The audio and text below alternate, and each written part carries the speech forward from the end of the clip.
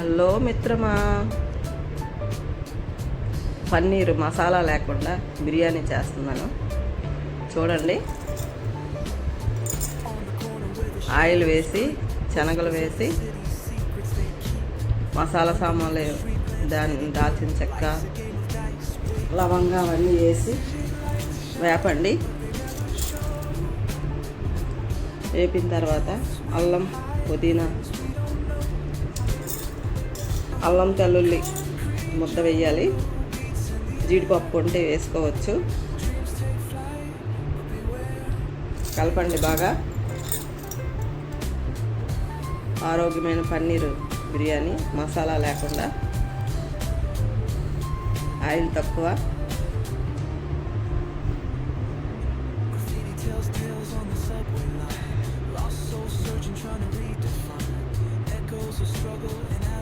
పన్నీర్ వేసుకోండి. పన్నీర్ వేసుకొని మెల్లిగా కలపాలి. కొంచెం పసుపు కూడా వేయండి.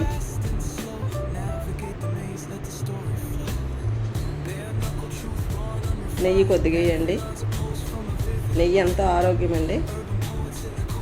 బిర్యానీలోకి చాలా టేస్ట్ వస్తుంది.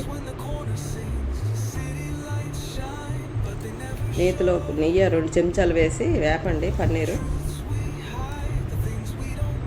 అలాగే పసుపు కూడా వేసి వేపండి.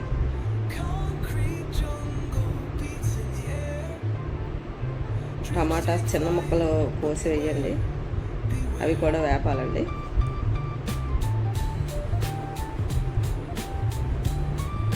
చాలా రుచిగా ఉంటుందండి. పుదీనా వేయాలండి. పుదీనాకు చేసి పుదీనాకు ఒక పిడికిడి వేయాలండి.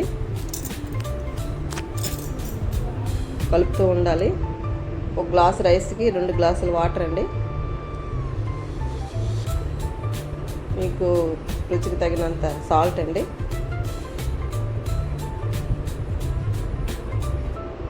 ఆ వాటర్ బాగా మరిగిన తర్వాత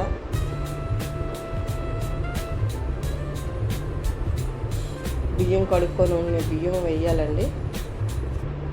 కడిగిన బియ్యం మెల్లిగా కలపాలండి. చాలా ఈజీ అండి ఇది. ఆరోగ్యమైనది. పిల్లలు కూడా ఇష్టపడతారండి. మీరు నెయ్యి వేయడం వల్ల ముద్ద అవ్వదండి బిర్యానీ. పొడి పొడిగా ఉంటుంది. నేను మామూలు రైస్తోనే చేశాను. బిర్యానీ రైస్ అయితే ఇంకా బాగుంటుంది. బిర్యానీ రైస్ అయితే కొద్దిగా వాటర్ తగ్గించండి.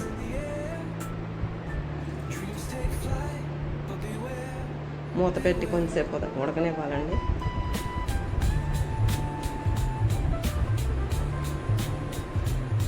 ఇంతేనండి, బిర్యానీ రెడీ అండి. లైక్ చేయండి, సబ్స్క్రైబ్ చేయండి. మీరు ఎలాగైనా టేస్ట్ చేయాలండి వండుకొని. కామెంట్ కూడా చేయండి. ఏం తప్పులుంటే సరిదిద్దండి నాకు.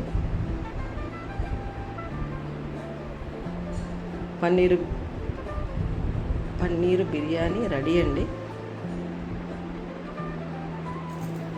ఎలాగైనా మీరు చేసుకొని తినాలండి. చాలా ఈజీ అండి. 5 నిమిషాల్లో అయిపోద్దండి బిర్యానీ.